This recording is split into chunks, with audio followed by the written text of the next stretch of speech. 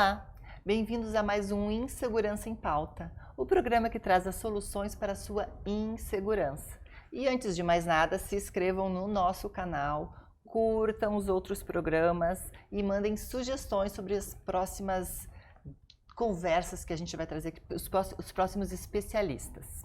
E hoje o nosso assunto é um assunto que todo mundo quer saber: como ganhar ou como não perder dinheiro nos seus investimentos. O nosso assunto é insegurança em investimentos. E para conversar um pouquinho com a gente, contar e nos dar dicas do que a gente pode fazer, convidei Albert Takahashi, acertei?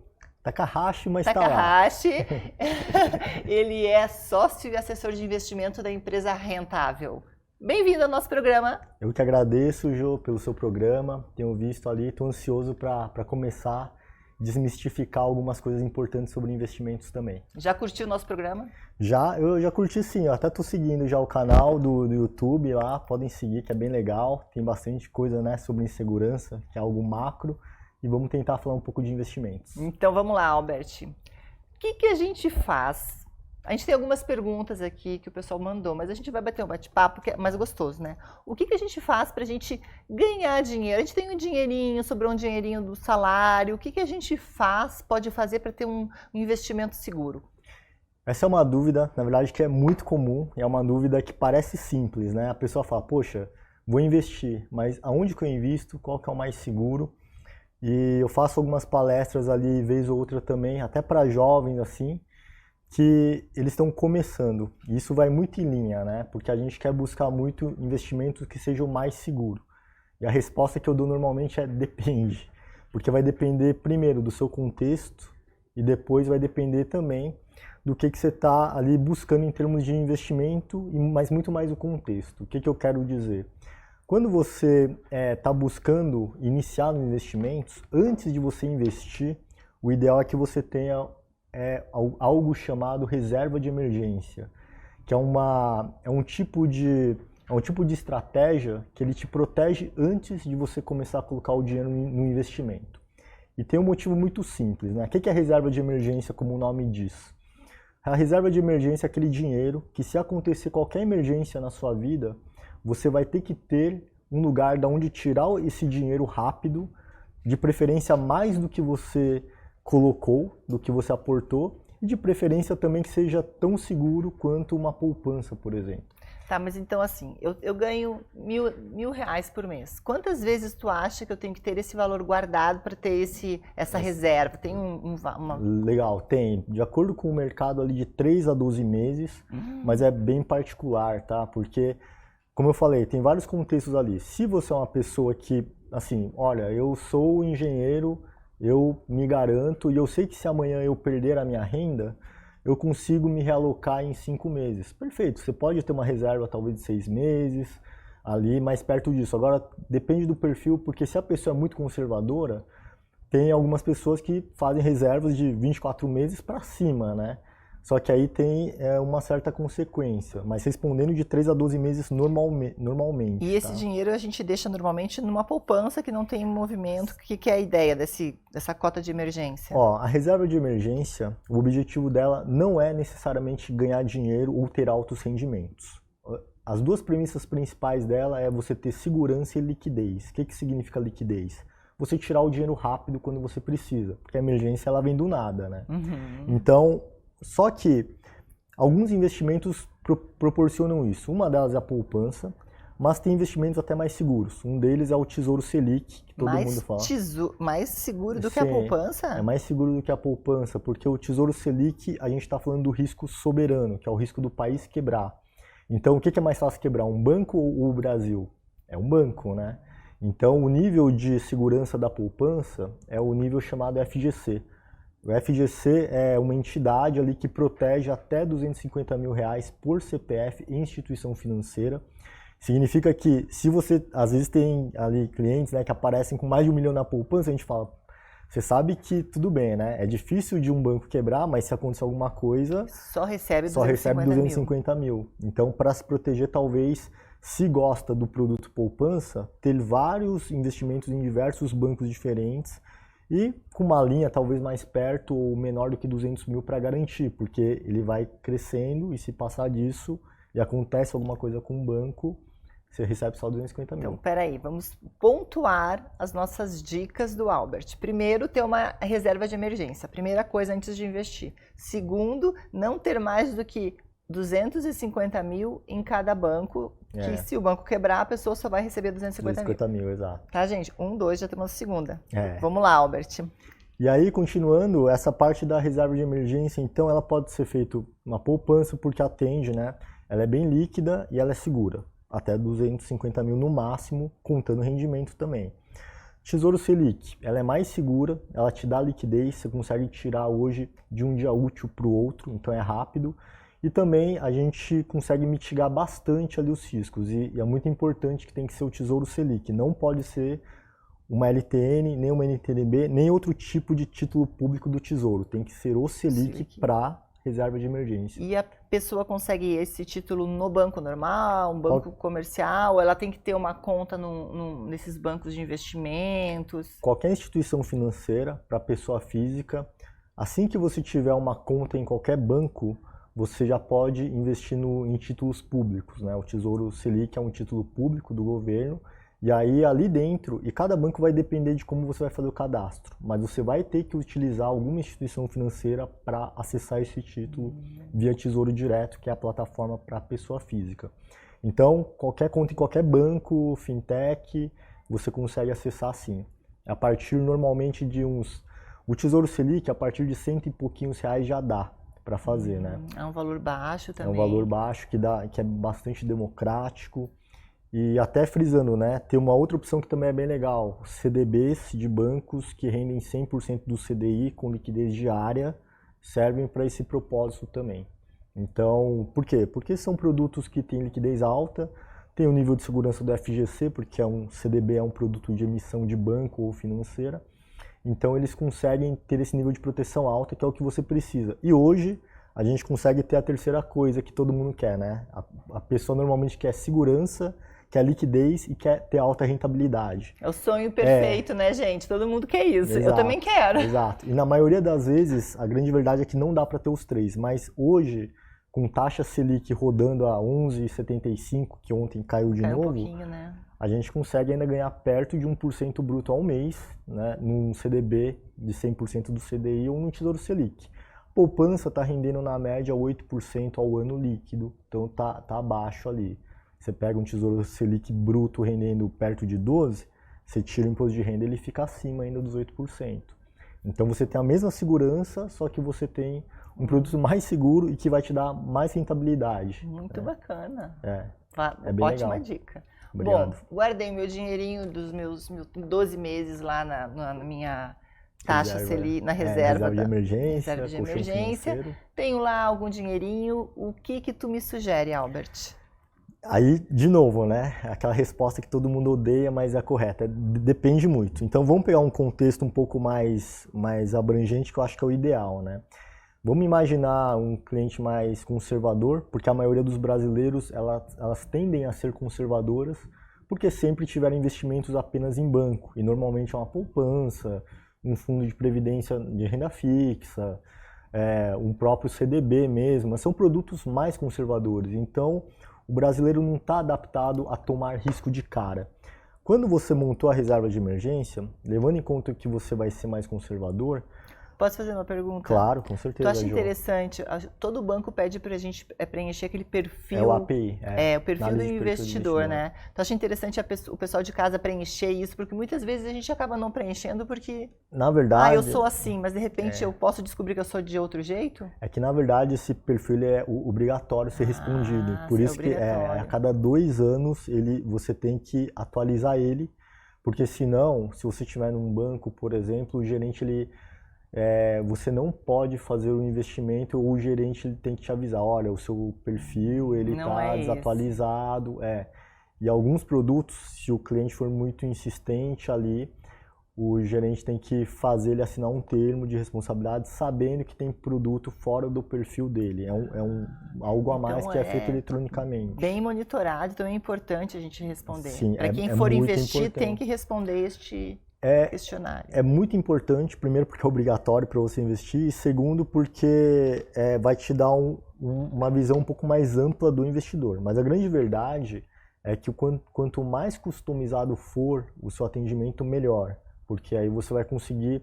Não adianta lá, esses perfis, eles às vezes são um pouco densos pro cliente, né? É um pouco difícil de entender ali, tem perguntas ali que às vezes você fica na dúvida, não tem certo e errado, mas às vezes o cliente não sabe responder e responde coisa que não está no perfil dele. Às vezes ele é conservador, respondeu de um jeito e deu agressivo. Se o gerente ou o assessor, enfim, não tiver uma conversa prévia, direta com esse cliente para entender se realmente é agressivo, talvez ele vai começar a sugerir coisas agressivas demais sem o cliente saber e sem ele saber. Então é importante nesse primeiro momento, né, voltando um pouco para a questão que você perguntou, aonde começar a investir. Também, como a gente tem a reserva de emergência que vai te dar uma liquidez, o que eu faço normalmente é fazer uma divisão de portfólio por segmento. Vou te dar um exemplo. A pessoa tem, sei lá, 10 mil reais para investir para começar, né? Um jovem ali, talvez... Isso, comecei com 10 mil. Comecei com 10 mil. Se você for conservador, você pode ter, dependendo, até talvez de 0% a 10% no máximo em alguns ativos um pouco mais de risco. Então, nesse cenário, você tem 10 mil, você pode colocar 9 mil reais em renda fixa, em coisas mais previsíveis, até para aproveitar um momento de taxa de juros alta que dá para ganhar ainda mais de 1% ao mês, ainda dá, por mais que a Selic esteja rodando a menos de 12%. E esses de 0 a 10%, ou seja, de 0 a mil reais, você poderia colocar, se você quiser, em algo um pouquinho mais moderado, talvez agressivo. Só para você entender como que é. Porque se você fizer esse tipo de alocação, o que vai acontecer? Vamos pegar em conta esses 9 mil reais. Se naqueles 12 meses, esses 9 mil reais, você conseguiu travar uma taxa numa renda fixa, que ele conseguiu te remunerar, sei lá, que seja 10% ali desse valor, você vai, no final do ano você vai ter 9.900 nessa parcela. E aqueles R$1.000, se você, mesmo que você colocou, por exemplo, em produto bem agressivo, imagina que caiu 50%. Você perdeu R$500 de 1.000, só que nos 9 mil você ganhou R$900, então no final você teve aí um lucro de R$400. Não foi tão interessante no ano, mas assim... isso extrapolando muito o risco, né? Então, se perdesse... mas só para você ver como é importante, porque mesmo que perdesse tudo nos R$1.000, no final do ano você ia acabar com um negativo de R$100, né? Porque você ganhou 900 na ponta da renda fixa, só que você perdeu os 1.000 no agressivo, e aí sobrou R$100 negativo. E o que é um investimento agressivo? Investimento agressivo são aqueles investimentos onde você coloca, onde você tem, primeiro, né, o tal do risco de mercado. O risco de mercado não é o risco muita gente confunde, né? Acha que o risco do mercado é a empresa quebrar. Não, a empresa quebrar se chama risco de crédito. Risco de mercado é variação de preço. Então, vou dar alguns exemplos de produtos que são considerados agressivos, são fundos imobiliários, são ações, são criptoativos hoje, que hoje a gente já tem no mercado alguns ETFs, né, fundos de índice de cripto, coisa do tipo, porque são produtos que você não consegue ter uma previsibilidade, você não consegue garantir um retorno, porque você não sabe se a ação, nesse exemplo, vai subir 100% no ano ou se vai perder 50%.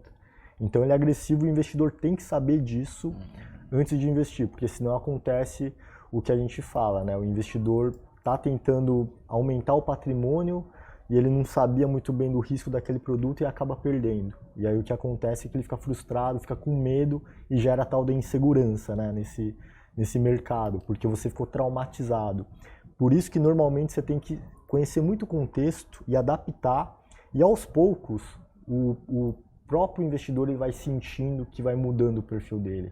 Às vezes ele começa conservador e ele fala, poxa, coloquei 10%, mesmo tendo perdido aqui, eu gostei dessa brincadeira, porque podia ter ganhado mais. Será que a gente não aumenta agora de 10% para 15%? E aí você vai fazendo aos poucos, até que vai chegar uma hora que os 15% vai dar uma rentabilidade um pouco mais baixa, e ele vai falar, opa, acho que foi muito, vamos voltar para 10% ou para 5%, ou assim, não quero risco, não quero variação, vai para renda fixa 100%. Tem muita gente que não quer ter nenhum tipo de variação, né? Tem muita gente que não quer ter... Que é só ganhar aquele...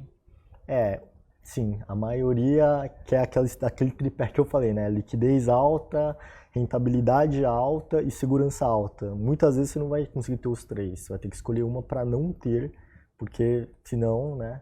Hoje até dá para ganhar esse 1% bruto ao mês, porque a Selic ainda está lá perto disso. Mas a grande verdade é que com a taxa de juros num ciclo de queda, com previsão de fechar o próximo ano entre 9 e 10, toda a renda fixa vai ficar com uma taxa um pouquinho menor.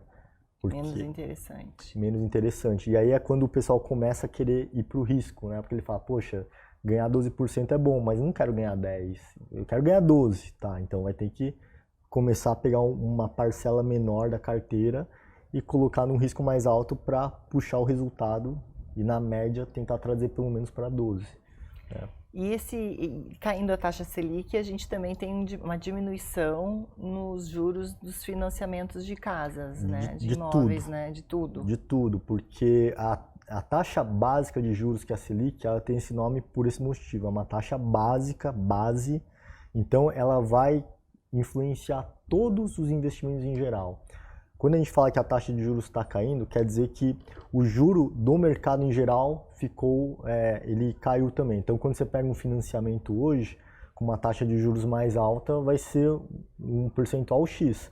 Como a taxa de juros ela cai, então isso vai ser reajustado também. Então, diversas coisas, inclusive financiamento de empresas, né? Como que funciona uma empresa? Uma empresa normalmente ela está alavancada, como a gente fala, né? Ela pega financiamento, ela pega empréstimo para se manter competitiva. Quando a taxa de juros está alto, esse juro vai ser mais alto também. Então, à medida que cai o juro, esse juro que a empresa está devendo agora tende a ficar menor. E com isso ela consegue baratear algum custo ali e pode ficar melhor para o consumidor final. Porque agora você tem um custo menor impactando, você pode ter uma margem maior para trabalhar alguma promoção e coisa do tipo. E isso tudo vai influenciando a cadeia como um todo, que é o nosso mercado. Então, sim, o juro de financiamento e tudo mais tende a ficar menor com queda de taxa de juros. E, Albert, tu acha que é mais interessante o pessoal investir para ganhar um dinheiro ou comprar uma casa? Pergunta de bate-pronto. Essa aqui é bem difícil, porque também depende de novo. Mas assim, hoje, o que eu sempre falo, se o seu sonho é comprar uma casa, eu acho que você deveria comprar uma casa sim, porque é um sonho, você não tem como colocar preço num sonho, né? É algo meio que sem valor ali. É um sonho, vai te trazer bem, vai te trazer um nível de conforto psicológico que você acredita que seja o ideal. Então, eu acho que tem que comprar. Agora, se a pessoa chega e fala assim, olha, não é o meu sonho ter uma casa, mas eu acredito que eu quero entender, é melhor eu investir ou comprar uma casa? Nesse cenário, vamos fazer uma coisa bem assim, mais objetiva, tá? Porque depende do local, depende do imóvel e tudo mais. Mas se a sua ideia é comprar uma casa para fazer aluguel, hoje você tem formas que podem ser até mais interessantes e ganhar mais, por exemplo, fundos imobiliários. E fazendo só um disclaimer aqui, tá?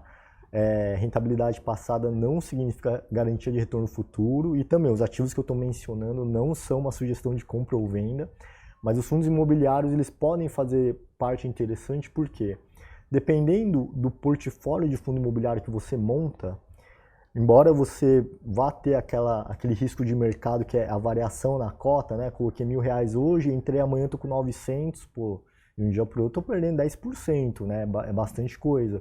Só que o fundo imobiliário tem uma questão que ele pode te remunerar ali normalmente, extrapolando bem os limites, de 0,5% a talvez um pouco mais de 1% ao mês líquido de imposto de renda. E normalmente quando você compra um imóvel para alugar, além dos custos que você vai ter que pagar para imobiliária, os custos ainda de achar um inquilino, né? O inquilino não fica parado o imóvel, pagando condomínio IPTU. Normalmente o mercado fala que o valor que você consegue no aluguel médio ali bom é 0,5, 0,6 bruto. Já levando todo em consideração esses fatores. Aí líquido pode ficar menor, né? Porque aí você tem que pagar, também tem imposto de renda, tem um monte de coisa, então o fundo imobiliário para quem... Carnê-leão, porque tu alugou, exato, se for no CPF. Às vezes você pega um inquilino que não é muito bacana, aí tá destruindo, aí você tem que, depois, enfim, tem vários critérios ali que o fundo imobiliário ele pode ajudar. Mas não só o fundo imobiliário, com a taxa de juros alta hoje, Imagina, você consegue ali diversos investimentos na própria renda fixa com remuneração de juros semestrais, trimestrais, mensais. Você pode criar um fluxo de pagamentos para você com o valor do imóvel que você consiga diversificar bem os riscos e você sempre vai estar recebendo, se você casar os meses bem, né? Então todo mês vai ter um tipo de juro voltando para a conta. E hoje, com a taxa de juros no nível que está, você consegue ali, de certa forma, fácil nesses juros, ainda mais de 1%. E às vezes líquido, o que significa que você tem uma oportunidade hoje interessante pelo fato da taxa de juros estar alta. Quando ela estiver baixa, e essa oportunidade vai minguando. Mas dito isso, qualquer caso ou investimento, eu sou meio suspeito para falar, mas eu acho que investimento é mais negócio se você quiser alugar, porque alugar tem todas essas questões. Mas aí tem o perfil de risco também. A pessoa às vezes não quer ter variação no fundo imobiliário, então para ela não tem jeito. Ela vai ter que talvez comprar uma casa e alugar, porque pelo menos tem o patrimônio físico que ela consegue ver. Ela vê, ela entra, né? Coisa que no ativo financeiro você até vê, mas é uma tela com o nome do produto e o número, né? Sem contar que se tu aplicar no mercado financeiro, tu também não precisa perder teu tempo procurando a casa, reformando, né? Essas questões. Tem algumas vantagens. Tem vantagens. Bom, deixa eu ver algumas das nossas perguntas aqui. Já falamos sobre perfil investidor.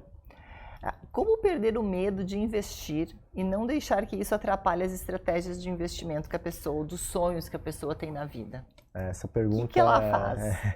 Ela é bem complexa, né? Quando a gente mexe medo e insegurança são coisas particulares, né? Às vezes elas vêm de uma raiz um pouco criação, tudo, a gente não tem muito controle. O que acontece normalmente no dia a dia que a gente percebe bastante com os clientes, né? Os clientes normalmente que vêm do banco, como eu falei, eles são mais conservadores. Mas eles são conservadores porque o que traz medo, na verdade, o que traz insegurança é o desconhecido. Então, quando ele não conhece algo, a primeira questão é ter medo, né? Poxa, eu não conheço, é do ser humano isso um pouco. E quando a gente fala de investimentos, é mais ainda porque você está mexendo com uma parte que é o bolso, né? A pessoa trabalha, rala o mês inteiro, tem que sustentar a família, tem que pagar as contas. Então o medo é muito maior, porque as inseguranças elas são outras, né? Ela acha que o medo é a falta de dinheiro, mas não, o medo na verdade é a falta de não conseguir prover a família, é a falta de não conseguir fazer o filho, né, feliz no aniversário porque não tem dinheiro. Então o medo é mais profundo que isso. Para perder o medo nos investimentos, o que eu aconselho é ser algo gradativo, como eu sempre falo. Então o cliente ele começa conservador, mas aí depois de um tempo você vai propondo, você vai falando, olha cliente, você é conservador? Tem um produto aqui, o que você acha de começar com 1% só para você entender como que é? Se o cliente falar, poxa, 1%, qual que é o risco desse 1%? Eu faço aquilo, ó, 1%, né? Se cair ali tanto, a gente pode perder, pô, acho que eu estou disposto para ver como que é. Às vezes o cliente até ele fala, poxa, eu vi ali, não me causou desconforto, e às vezes ele vai perdendo medo quando ele vai conhecendo outros produtos que estão em outras linhas, porque aí ele já teve o contato, ele ficou um tempo observando, junto com um profissional ali, e aí ele falou, poxa, não é aquele bicho de 7 cabeças, na verdade, e na verdade até melhorou aqui, poxa, eu posso colocar um pouco mais. Então, a questão é mais ou menos essa, né? Estudar. Estudar também, ver que tem algumas questões que são um pouco mais complexas, né? Porque às vezes a gente tem um medo de investir, porque a gente tem medo de chegar no futuro e não ter também o suficiente porque perdeu uma boa parte, mas é o contrário. Se você, às vezes, não tiver um portfólio, às vezes, com uma parcela um pouco mais moderada ou agressiva, o risco é você ganhar sempre flat à medida que você vai ficando mais velho. E chega uma hora que se você não juntou o suficiente, aí o medo realmente ele chega, né? Porque tem algumas estatísticas muito tristes no Brasil, que é um país emergente. Mais de 70% das pessoas, quando chegam na idade de aposentadoria, elas percebem que não conseguiram acumular o suficiente. Então, 70%? Mais 70%. Então elas têm que viver de subsistência, às vezes, com a ajuda de familiares e amigos. Isso foi porque ele não se planejou lá no começo. Porque o maior ativo é o tempo. Então, o que eu falo para os jovens normalmente, vocês têm 20 anos de idade, não importa vocês não terem renda nos próximos 5, que é normal, mas em algum momento vocês vão se realocar E se vocês continuarem empregados, ganhando promoções, e vocês tiverem a disciplina financeira de gastar menos do que vocês poderiam, né? Viver um degrau abaixo, ou dois, ou quem sabe mais, cara, em 20 anos, 30 anos, dependendo de quanto você juntar, e não precisa ser valor astronômico, tá? Você pega ali algumas calculadoras financeiras, colocando, sei lá, na média, R$100, R$500 por mês, depois de 30, 40 anos numa poupança, você às vezes atinge o patrimônio milionário. Então isso mostra o que? A consistência durante o longo prazo e juro composto. E numa poupança que também nem é aquela super, né, a rentabilidade, mas enfim. Eu tenho uma amiga que ela tem um amigo, né, um namorado, que hoje ele só vive de rendas. E daí ela me contou que quando ele tinha 18 anos, no primeiro emprego dele, ele foi trabalhar num banco e tal, e daí eu vi que o cara falava, tem que colocar o dinheiro aqui e tal. Então ele ouvia, ele era assim, tipo faxineiro, e ele ouvia o que era uma boa, Petrobras, esse Banco do Brasil. E ele pegava o dinheirinho dele que sobrava, que era pouco, mas todo mês sobrava. Ele ganhava o salário mínimo na época. Sim, sim. Pegava metade ou o que sobrava e comprava uma ação. Uma, duas, três. E ia comprando. Hoje, com 70 anos, o cara vive só de renda. Só de renda. Porque ele esquecia que tinha aquele dinheiro lá, entendeu? Não era antigamente, há 50 anos atrás, né? Uhum. Ninguém comprava e vendia assim, não fazia day trade, né? Então ele foi deixando, e começou a receber os dividendos, porque ele não entendia. E depois ele ficou mais velho, ele continuou trabalhando e fazendo o mesmo durante 30 anos, 40 anos, e hoje o cara vive de rendas. É isso, mas isso é uma lição importante também. Normalmente o pessoal fala, mas qual que é o ideal às vezes? Você colocar uma parte do seu salário como se fosse você pagar uma conta de água ou de luz. Como se fosse um preço fixo, porque muitas vezes a pessoa faz o contrário, né? Paga todas as despesas, opa, sobrou, deixa eu torrar tudo agora. Mas não, às vezes se você conseguir guardar pelo menos de 10% a 20%, ou até menos, o que for, o importante é você trabalhar a sua disciplina e guardar, financeira, né? Exatamente, mensalmente, se você conseguir guardar o mínimo que for, em algum momento você vai colocar e falar assim, olha, 10% do que eu ganho de salário vai ser como se fosse eu estiver pagando uma conta de luz. Eu tenho que pagar uma conta de luz, senão corto a minha luz. Isso aqui você tem que falar, pô, esses 10% vai ser para minha aposentadoria. Então a aposentadoria a gente normalmente, né, 60 anos, 50, 60, enfim, onde você está mirando ali. Então, se você colocar como um gasto fixo, antes de você começar a gastar, pode ser uma boa. E aí o que eu falo, mas antes disso também, esse 10%, monta a reserva de emergência antes, porque pode acontecer alguma coisa e depois você... Mas o problema do brasileiro é que ele não tem nem reserva de emergência, ele só tem contas para pagar, né? Então ele não tem um valor suficiente, vai lá e compra o melhor celular que tem, paga em 20 vezes, 21 vezes, não é? E daí rouba o celular. E o que acontece? Ele ficou só com a despesa. Com a dívida, Então eu acho que o brasileiro ele tem que aprender, né? Ele tem que ter uma educação financeira. A educação, isso é muito importante. Na verdade, até antes da reserva de emergência é assim, né? Se você tem dívida, tem que quitar as dívidas antes, né? Antes de mais nada. Nunca entrar num cheque especial, por exemplo, ou evitar ao máximo, porque quando você empresta o dinheiro para o banco, né? Quando você coloca numa poupança no CDB, você está emprestando para o banco. E ele está te falando, ó, numa poupança, o banco, vou te pagar 8% porque você emprestou. Quando você entra num cheque especial, o cara te cobra 50% por mês de juros ali. Então, né, ele vai falar assim, ó, não tem como você ganhar nesse jogo, né? Um desequilíbrio bem gritante, É bem gritante. Então, a parte de dívida é essencial você matar antes dela e também se educar financeiramente o máximo possível. O exemplo aí desse seu amigo que você falou. É um exemplo, né? É um exemplo clássico, inclusive sem querer ele seguiu o que o Warren Buffett fez, né? Os maiores investidores do mundo fizeram. Eles sempre colocaram um pouquinho ali em ações e não olhavam mais ações sobe, boas. Desce, se subiu, eu vou vender para pegar o dinheiro. Exato, se desceu, eu vou vender porque eu não quero ficar com prejuízo. Acho que a pessoa tem que ter calma, né, na hora de investir. E ele foi consistente, né? Todo mês colocando um pouquinho. Obviamente, né? Diversificação, se for fazer essa estratégia, tenta estudar as empresas, tem que colocar em várias, não vai colocar numa só, porque se essa empresa quebra, eventualmente aí você perde. Eu acho que é importante isso, né? É estudar. A gente precisa estudar, saber o que a gente vai fazer. E a gente tem hoje, a internet está aí e as pessoas não utilizam desse subterfúgio, dessas ferramentas, né, para o seu benefício. Ao contrário, as pessoas perdem tempo na internet. Com certeza. Tem dois fatores importantes aí, né?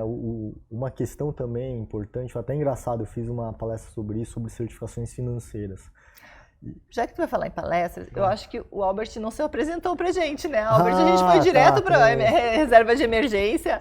Tu faz palestras e tu é sócio de uma empresa, né? Eu tô ali como sócio assessor de investimentos da Rentável atualmente, então faço atendimento também a clientes, mas contando um pouco da minha história, eu não sou oriundo do mercado financeiro, na verdade eu estou no mercado há 6 anos, embora eu seja um aficionado desde 2006, que foi quando eu era estagiário, eu sou formado em publicidade, tenho pós em administração de empresas, tenho MBA também em finanças e investimentos em banking, mas antes disso, eu comecei em 2006 ali como publicitário mesmo, e já brincava com ações naquela época, então era muito mais, um ambiente muito mais, como posso dizer, rústico assim, né? Era o home broker, que é aquela telinha de ferramenta que você compra e vende, eram muito ruins, tinha atrasos, né, chamado de delays. Às vezes você comprava, não comprava, aí vendia, enfim, era uma loucura. Mas isso é aquela época que o pessoal gritava, daqueles filmes que a Não, gente via, não, isso aí é depois. Antes, não, isso daí é antes ainda, né? Na minha época já era tudo eletrônico. No telefone, gritando. Isso daí é antes, bem antes. Acho que, se não me engano, é década de 80, né? Para aquelas 90. Isso, tem vários filmes que as pessoas podem ver também, pegar pra ver, né? Tem vários filmes, eu gosto de vários. Dessa época aí todo mundo chama Rogue Trade, que é inclusive com o Evan McGregor, né? Que é bastante conhecido, mas é daquela época. É uma história real, inclusive, do primeiro banco ali, londrino, que chegou a ser o maior e quebrou por causa desse cara. Mas tem vários filmes legais de mercado, né? Os mais novos hoje são Lobo de Wall Street, tem A Grande Aposta, né? The Big Short, coisa do tipo. Mas enfim. Que legal! Tem pano pra manga. Como é que tu pulou pro mercado? Saiu da publicidade e pulou pro mercado financeiro? Então, na verdade, eu comecei ali em 2006, né? Em multinacionais de publicidade. Sempre vi que não era algo que eu queria, já brincava com ações naquela época, não tinha, né? Estudava ali em fóruns, coisas bem ultrapassadas hoje. Fiquei nessa área e depois de uns 2 anos e meio percebi que não era o que eu queria. Aí fui morar no Canadá, fiquei lá em Montreal trabalhando ali na área de marketing para uma empresa lá fora. Depois eu voltei para o Brasil depois de 6 meses, aí eu trabalhei numa multinacional também do ramo de eventos, a maior do mundo. Fiquei lá na área de marketing ainda. A partir de 2014 eu falei, quer saber, acho que eu tenho que abrir o meu negócio. Tive uma micro franquia de idiomas. Nossa! Na Moca, fiquei lá por 3 anos e meio, aí veio a crise, passei para frente. Aí antes disso administrei uma empresa por 1 ano para um investidor anjo também. E aí foi quando eu descobri... Investidor anjo é bacana, né? Então tinha um investidor anjo, tinha algumas empresinhas, aí eu, com um contato ali que eu tive, que foi até engraçado, foi o marido de uma amiga minha que a gente estudou junto no colegial, não se vê há 10 anos, em Pinheiros lá tava andando, encontrei os dois, a gente conversou, o cara também tinha alguns negócios ali, a gente começou a sair, conversar, ele falou, meu, vamos abrir um escritório, né, de investimentos. Aí eu falei, não, imagina, né, não tenho nem economia, a gente gostava, até eu falei, não, tem umas certificações, se tira a certificação, a gente já consegue se alocar porque a certificação é obrigatória, como se fosse uma OAB, né, no mercado de direito. Aí eu fui lá, estudei, tirei, e aí isso há mais ou menos 6 anos atrás, eu falei, quer saber, eu vou se encontraram no meio da rua e viraram sócios e... Não, ele não virou, ele ficou onde ele estava e eu acabei entrando num escritório, que é onde eu estou hoje, que é a Rentável.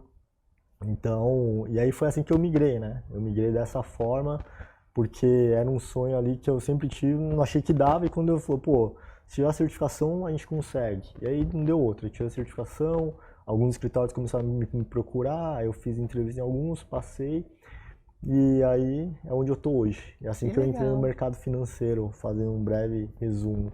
E super feliz, gosto bastante do que eu faço, realizado, que é o propósito. Bom, mas aí tu dá palestras do quê? Toda essa pergunta foi pelas palestras. Pelas palestras, é verdade. Não, eu dou palestra de educação financeira em geral. Que bacana! Já fiz com empresas, faço também alguns trabalhos voluntários com jovens ali de Rotary Clubs, né, de coisas desse tipo. Às vezes sou chamado para fazer alguns trabalhos voluntários de uma outra certificação que eu tenho, que chama CFP, que talvez seja no mercado brasileiro a mais renomada, conhecida também. Então passa o teu contato para o pessoal, se quiser contratar tuas palestras. Ah, com certeza. Eu tenho um perfil no Instagram que chama _mercado financeiro, ali podem me chamar por lá, mas também tem o meu e-mail corporativo, né, que é albert, com temudo, @rentavelinvestimentos.com.br. Ainda bem que não teve o sobrenome no teu e-mail. Ainda bem, senão né? ninguém ia conseguir te contactar. A parte boa é que Albert não é tão comum, né? Se fosse Alberto, aí talvez tinha que ter um ponto T, talvez, né? Bacana. Mas esses são os meus contatos para seguir ali nas redes também, tem conteúdos gratuitos. Bom, será que faltou alguma outra coisa pra gente falar? O que tu acha? Tem alguma... A gente já falou quando a pessoa começa a investir, o perfil de investimento, de investidor. Tem alguma coisa que tu acha que a gente poderia falar mais pro pessoal que tem medo de investir, que está em casa? Ah, sim. Acho que tem uma coisa muito importante que eu sempre falo e sempre me perguntam quando eu vou nessas palestras, né? O pessoal me pergunta muito sobre pirâmides financeiras. Ah, ótimo. E educadores também, influenciadores. Porque até voltando, a gente tem que ter muito cuidado com a internet por 2 motivos. Ela é muito boa, ela te dá acesso rápido, só que também ela é um canal que prolifera muitas pessoas que se dizem profissionais, mas não são, né? A grande questão do educador financeiro, do nome educador financeiro, é que você não tem uma regulação propriamente... Agora vou entrar algumas, né, que é o que é bom.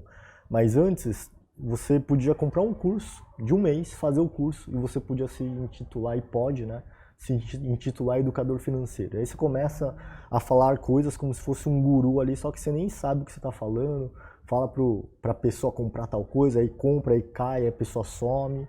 Ou pior ainda, as pirâmides disfarçadas, né? Então todo mundo que te prometeu hoje, por exemplo, coisas absurdas, olha, garanto que você vai ganhar 2% ao dia, garanto que você vai ganhar 20% ao mês, assim, são coisas muito absurdas, né? E a pessoa acredita, e ela vai lá, entra naquilo, só que uma pirâmide é aquilo ali, né? Se você conseguir sair antes, tudo bem, o problema é que normalmente você não consegue, né? Você vai entrando ali, vai chamando familiar, amigo, poxa, estou ganhando 2% ao dia. E na verdade é só um computador, um robô que foi feito para mostrar algo que não existe, e aí normalmente as pessoas perdem. Então acho que é muito importante a gente ter essa consciência de que não só no mercado, né? Não tem almoço grátis, como a gente fala, né? Não tem como você querer ganhar dinheiro fácil. O fruto, na verdade, o dinheiro é muita dedicação, é muito estudo, é resiliência, é o tempo, né? Aquela paciência. Quando você falou, 40 anos ali como faxineiro todo mês, e hoje ele vive de renda, que é onde todo mundo busca chegar, né? Ter ali, fazer o dinheiro trabalhar para ele, né?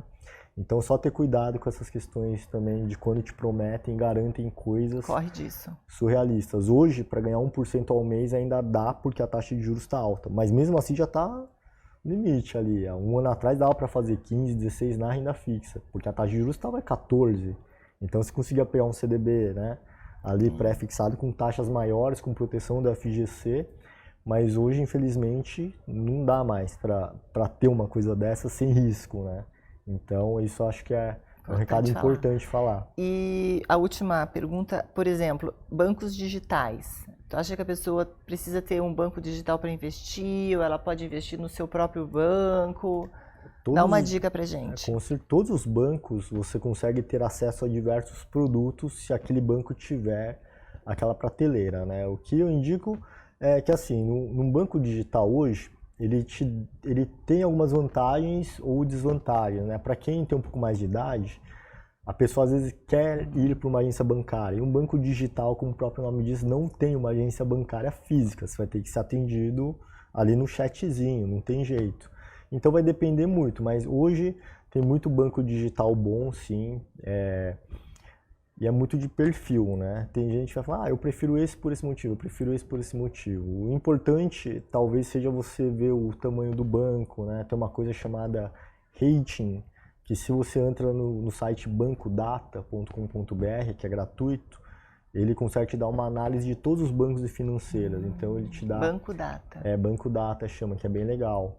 Então ele consegue te mostrar, inclusive, o lucro líquido do banco nos últimos trimestres, grau de mobilização, índice de Basileia, que depois que eu também explico que é um pouco mais complicado aqui, mas assim, entender o banco que você está investindo, porque na conta corrente tem o FGC também, então se esse banco quebra, eventualmente R$250 mil ali é o limite de crédito, né? Então vamos relembrar para o pessoal que está em casa, me ajuda. Primeira coisa para a gente aprender a investir e não ter nenhuma insegurança, ter uma reserva de emergência de 3 a 12 salários. Mais ou menos, que tu gasta, né?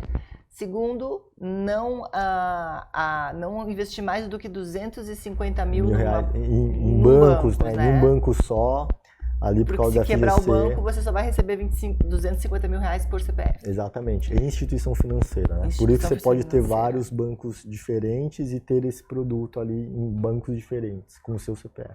Descobrir o seu perfil investidor, que é obrigatório, mas é bom a gente saber para não aplicar em lugares errados. Com certeza. Começar com uns 5 a 10% em alguma coisa mais arrojada, mas deixar CDB, se for o caso, né? Poupança e aquele produto que tu falou da taxa Selic que a gente o Tesouro Selic, né? Que é importante, que pode render mais do que a poupança. Exato.